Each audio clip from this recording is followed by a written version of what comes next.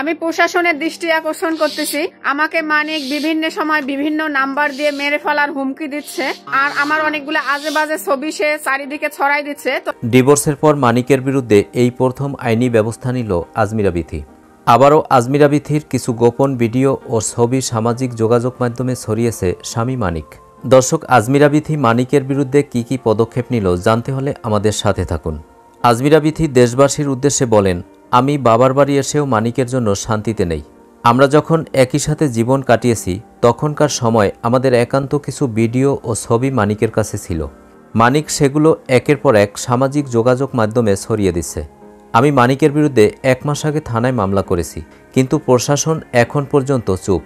আমার যদি কিছু হয়ে যায় এর জন্য একমাত্র দায়ী থাকবে প্রশাসন। জুডিশিয়াল চিফ ম্যাজিস্ট্রেট আদালতে কিন্তু ওনার নামে একটা পর্নোগ্রাফির মামলা করছি।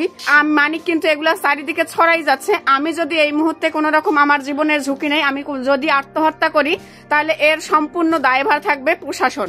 সর্বশেষ আজমিরা বিথি প্রশাসনের সাহায্য কামনা করেন মানিকের বিরুদ্ধে অ্যাকশন নেয়ার জন্য।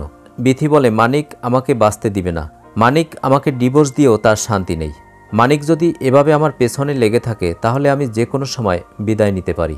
আমি কিন্তু বারবার, আজকে 1-1.5 মাস হয়ে গেল আমি মামলাটা দিছি রংপুরে, তো সেইটার এখন পর্যন্ত কোনো কিছুই হয়নি। প্লাস ও পাগল কুকুরের মতো আমাকে প্রতিনিয়ত হুমকি দিয়ে যাচ্ছে মেরে ফেলার, আর আমার চারিপাশে এগুলা ছড়াচ্ছে।